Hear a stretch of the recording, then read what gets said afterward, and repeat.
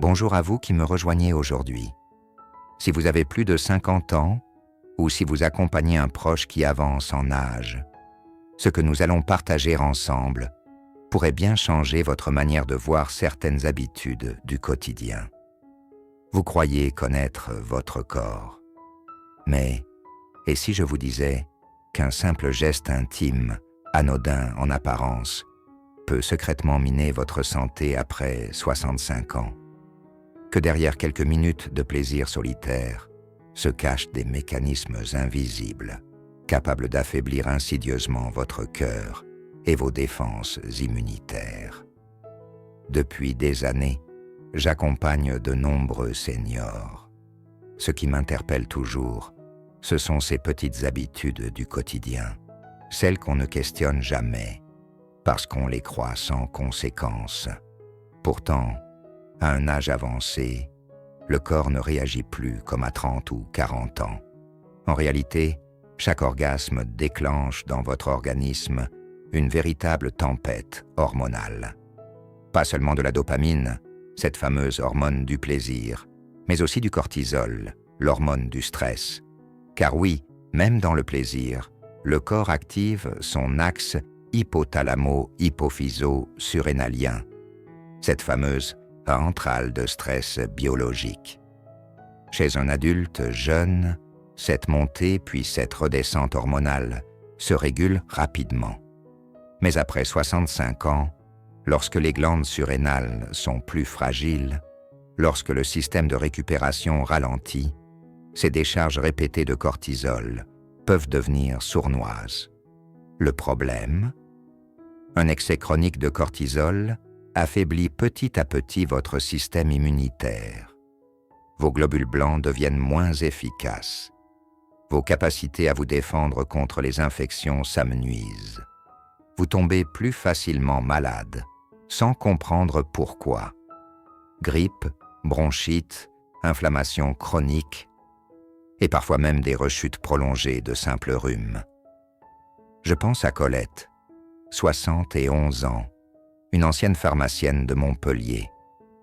Depuis quelques mois, malgré son mode de vie sain, elle enchaînait les petites infections ORL, les coups de fatigue inexpliqués.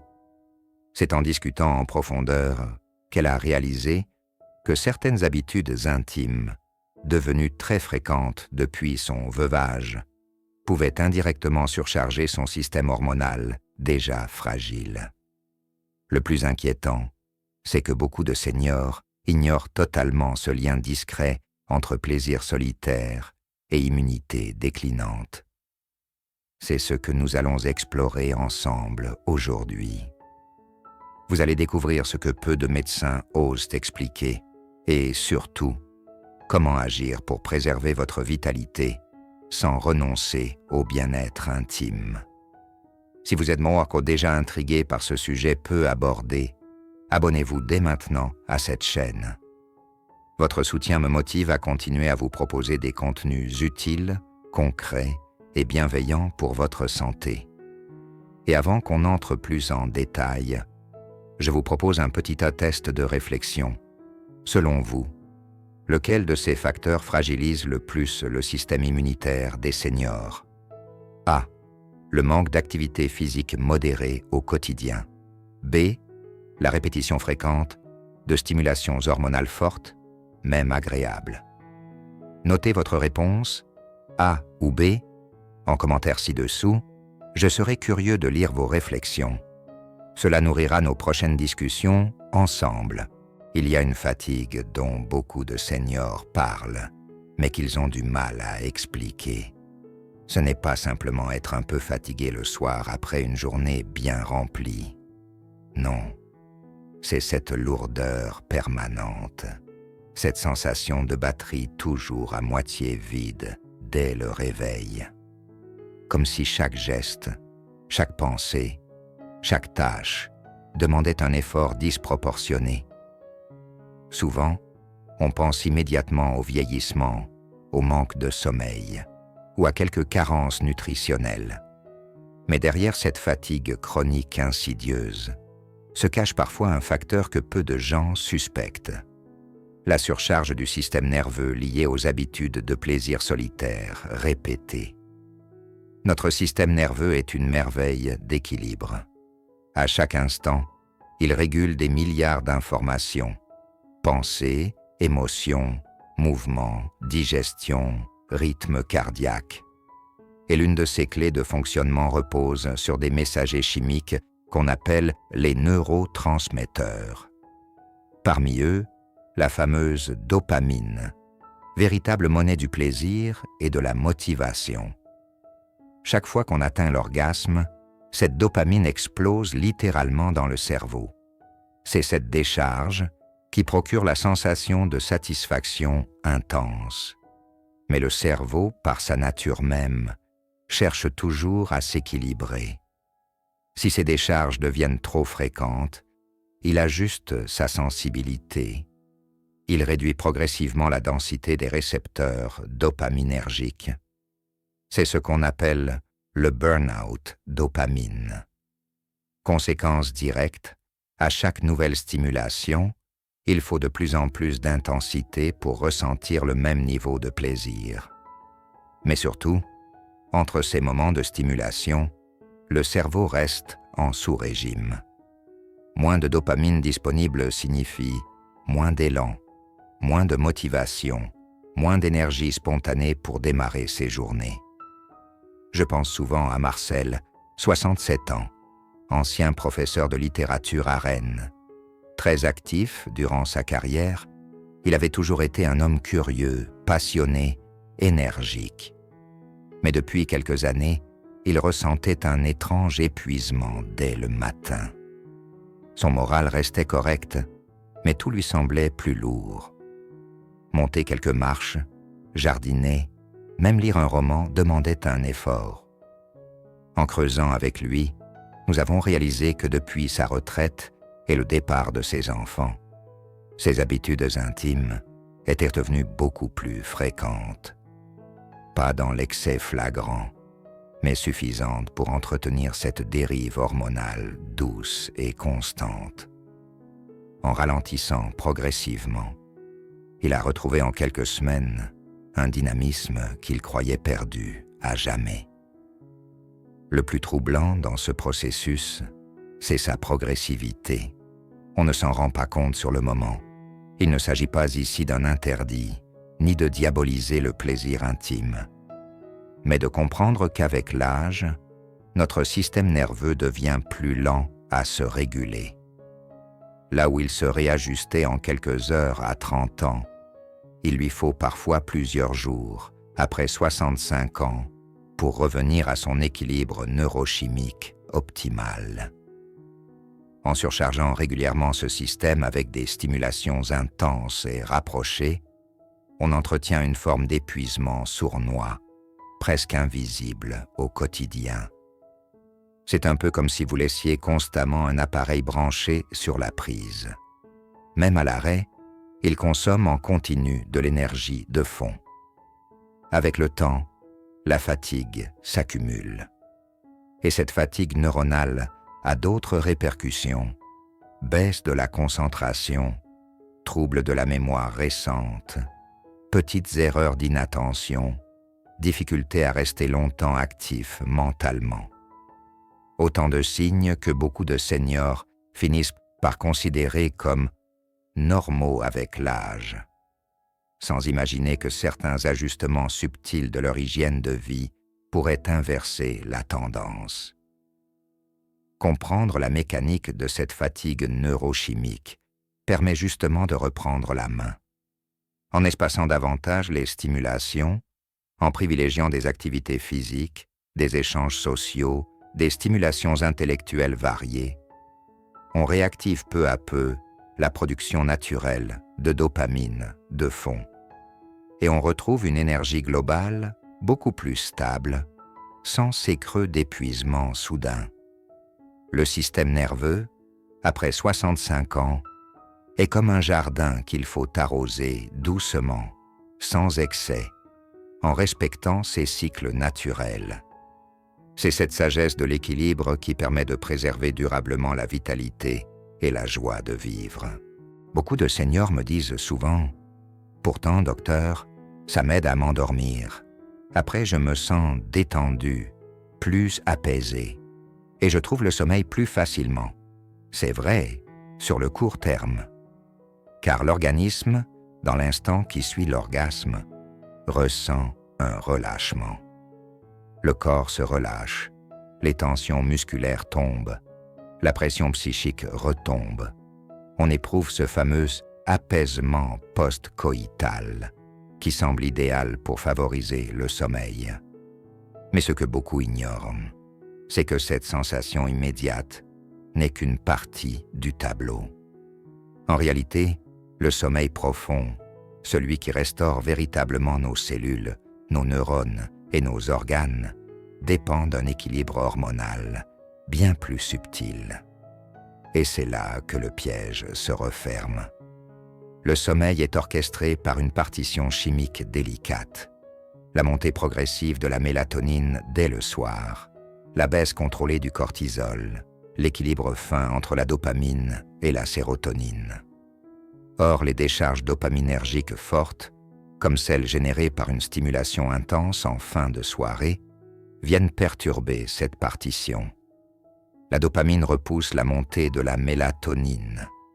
Le cerveau reste en hyperactivité légère, même si la fatigue physique se fait sentir. C'est pourquoi beaucoup de seniors expérimentent un phénomène paradoxal. Ils s'endorment vite, mais se réveillant plusieurs fois dans la nuit, avec cette impression frustrante de sommeil fractionné.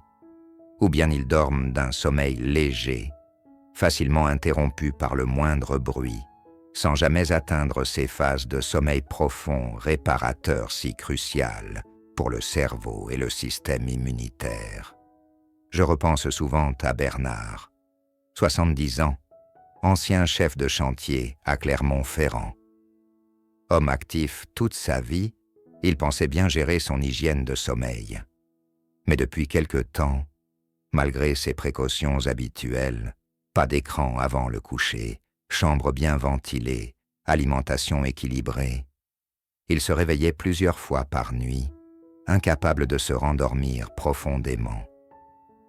En parlant plus intimement avec lui, il m'a avoué qu'il avait pris l'habitude, depuis qu'il vivait seul, de s'accorder quelques moments de plaisir solitaire avant de dormir, pensant ainsi favoriser l'endormissement. C'est en ajustant simplement cette habitude, en espaçant les stimulations et en les plaçant plus tôt dans la journée, qu'il a pu retrouver un sommeil plus stable et récupérateur. Ce phénomène est d'autant plus insidieux qu'il s'installe progressivement.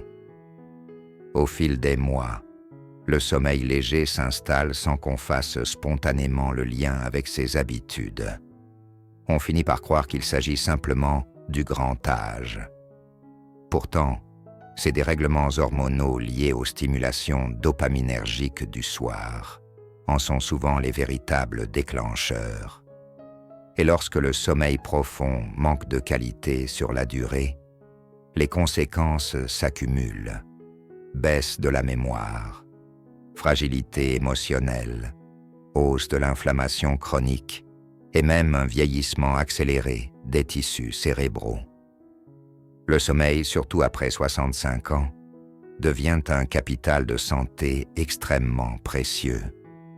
Il ne s'agit pas de supprimer toute activité intime, loin de là, mais simplement de comprendre que son timing, sa fréquence et son intensité doivent s'adapter à un corps qui récupère plus lentement. Le plaisir solitaire, comme toute chose, peut être doux compagnon s'il est intégré avec sagesse dans le rythme biologique naturel. Respecter la fenêtre du soir pour apaiser le système nerveux, favoriser la sécrétion naturelle de mélatonine, préserver la profondeur du sommeil. Voilà l'un des plus puissants investissements dans la longévité active.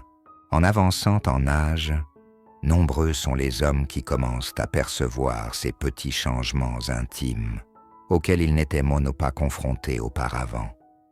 Un besoin plus fréquent d'aller aux toilettes la nuit, une sensation de vessie jamais totalement vidée. Un jet urinaire un peu plus faible. On pense souvent d'abord à la fameuse hypertrophie bénigne de la prostate, cette augmentation de volume progressive que presque tous les hommes expérimentent après 60 ans. Et c'est vrai, mais il existe un autre facteur, plus discret, plus méconnu, qui peut aggraver ces symptômes. La surstimulation répétée de la zone pelvienne. Chaque fois qu'il y a une stimulation sexuelle, en particulier lorsqu'elle devient fréquente, toute la région périnéale est sollicitée. Les muscles du plancher pelvien, les tissus prostatiques, les terminaisons nerveuses, urogénitales. Chez un sujet jeune, ces structures récupèrent rapidement. Mais après 65 ans, ces tissus sont déjà partiellement fragilisés par les années, par des variations hormonales naturelles et par une élasticité qui diminue progressivement. La répétition fréquente de stimulations intenses entretient un état d'hypertonicité des muscles pelviens. Ces muscles, essentiels au contrôle de la vessie et au soutien des organes, finissent par se fatiguer, comme n'importe quel muscle trop sollicité, sans récupération suffisante. Résultat, des envies pressantes, parfois soudaines, des fuites à l'effort, en éternuant, en riant, une sensation inconfortable d'urgence urinaire, même lorsque la vessie n'est pas pleine. Je me souviens bien de Philippe, 68 ans, ancien charpentier de Dijon. Sportif toute sa vie, solide, endurant. Il était très surpris de voir apparaître des petits accidents urinaires après le moindre éclat de rire. Au départ, il imputait cela simplement à l'âge. Mais en analysant plus en profondeur ses habitudes, nous avons mis en évidence une fréquence de stimulations intimes devenue assez élevée depuis sa retraite et son isolement progressif. Le lien entre plancher pelvien et santé urinaire est fondamental. En vieillissant, ces muscles ont besoin d'une sollicitation équilibrée, d'une tonicité entretenue mais jamais épuisée. Trop de tension répétée, même sous une forme plaisante, conduit au contraire à une fragilisation fonctionnelle. Un autre élément souvent ignoré entre en jeu, la sensibilité nerveuse périphérique. À force de sollicitations rapprochées, les nerfs pelviens deviennent plus réactifs, envoyant parfois de faux signaux d'urgence au cerveau. C'est ce qui explique pourquoi certains seniors se réveillent plusieurs fois par nuit pour uriner, même sans avoir bu exagérément. La prostate, quant à elle, peut réagir à ces surstimulations par de légères inflammations chroniques. Sans gravité immédiate, mais suffisante pour accentuer les sensations de gêne urinaire. Jet plus faible, légère brûlure au passage, vidange incomplète. Ces micro-inflammations répétées peuvent aussi entretenir un cercle vicieux d'irritation locale. Là encore, tout est question de dosage. Il ne s'agit pas de prôner l'abstinence, mais la modération éclairée. Le plancher pelvien est comme un ressort. S'il est toujours sous tension, il finit par perdre son élasticité naturelle. Heureusement, ce type de trouble est souvent réversible. En espaçant les stimulations intimes, en intégrant des exercices spécifiques de renforcement doux du périnée, comme les exercices de Kegel adaptés aux seniors, et en surveillant la santé prostatique avec son médecin, il est possible de récupérer un bon contrôle urinaire et de retrouver confort et confiance au quotidien. Comprendre la mécanique fine de cette zone intime permet d'agir avant que l'inconfort ne s'installe durablement. Car préserver un périnée fonctionnel, c'est préserver aussi sa dignité, son autonomie et une qualité de vie qui ne devrait jamais s'émousser avec le temps. Avec l'âge, le besoin de lien social reste vital, peut-être même plus qu'à n'importe quelle période de la vie. Pourtant, paradoxalement, de nombreux seniors glissent peu à peu vers une forme de retrait affectif et relationnel. les enfants partis, le cercle amical qui s'amenuise, parfois le deuil du conjoint, et le quotidien devient de plus en plus silencieux. Dans ce contexte de solitude, certaines habitudes intimes peuvent devenir un refuge confortable, un exutoire discret qui semble apaiser la sensation de vide. Sur le moment, cela calme la tension intérieure, comble temporairement le manque de contact humain. Mais à long terme, cette stratégie de compensation peut involontairement alimenter le cercle vicieux de l'isolement émotionnel. Le cerveau humain est câblé pour rechercher la connexion. Chaque interaction sociale enrichissante déclenche la libération d'ocytocine, l'hormone de l'attachement, du réconfort et de la sécurité affective. Mais lorsque le plaisir solitaire devient trop central dans le quotidien, la stimulation sociale devient secondaire, presque accessoire. Progressivement, le cerveau s'adapte. Moins de sorties, moins d'appels, moins d'envie de rencontres. Je repense à Lucien, 72 ans, veuf depuis 5 ans, à Lille. Homme cultivé, passionné de musique, il avait toujours aimé qu'un large cercle d'amis. Mais petit à petit, après la perte de son épouse, il s'est réfugié dans une routine quotidienne bien réglée où ses moments intimes remplaçaient peu à peu les échanges réels. Non par mal-être profond, mais par une forme de facilité, de réassurance solitaire. Au fil des mois, il constatait qu'aller à un concert, appeler un ami, participer à une activité associative lui demandait un effort considérable. Ce qui, autrefois, lui procurait de la joie, devenait presque une corvée. Et c'est souvent ainsi que l'isolement émotionnel s'installe, non pas par choix conscient, mais par glissement progressif. Loin d'être anodin, cet isolement affecte la santé globale.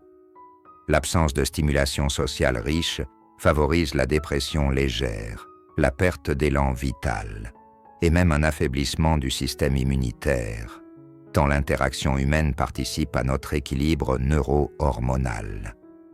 Des études montrent que les seniors ayant un réseau social actif ont une longévité plus grande et un vieillissement cognitif ralenti. Lorsque Lucien a pris conscience de ce glissement insidieux, il a accepté de se réengager progressivement. Un groupe de lecture, quelques conférences, des sorties culturelles en petits comités. Très vite, il a ressenti un regain d'énergie émotionnelle, une meilleure qualité de sommeil et même une envie plus naturelle de profiter des plaisirs intimes, non plus comme refuge, mais comme prolongement d'un équilibre global retrouvé. Le plaisir intime n'est pas l'ennemi de la vie sociale, mais il doit rester un complément et non un substitut aux contacts humains essentiels à notre bien-être profond. L'oxygène émotionnel que nous apporte la présence des autres ne peut être remplacé durablement par une satisfaction solitaire, aussi douce soit-elle. Redonner une place centrale aux liens sociaux, même modestement, réactive ces circuits du plaisir partagé, ravive l'envie, la curiosité, l'ouverture au monde. C'est ainsi que l'on préserve, bien au-delà du corps, la santé du cœur et de l'âme, en parcourant ensemble ces différentes facettes souvent méconnues. Nous comprenons combien le corps humain est un système d'une subtilité extraordinaire, particulièrement après 60 ou 65 ans. Ce que nous percevons comme de simples habitudes anodines peuvent, à la longue, interférer profondément avec les équilibres internes qui régissent notre santé globale.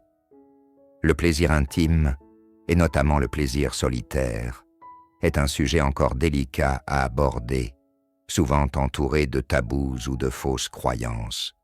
Pourtant, il est essentiel d'en parler avec honnêteté, bienveillance et lucidité, car ce qui, dans la jeunesse, peut être pratiqué sans conséquences particulières, demande une vigilance accrue lorsque l'organisme vieillit lorsque les mécanismes hormonaux deviennent plus fragiles, plus lents à se rééquilibrer, lorsque le système nerveux et immunitaire deviennent plus sensibles aux variations répétées.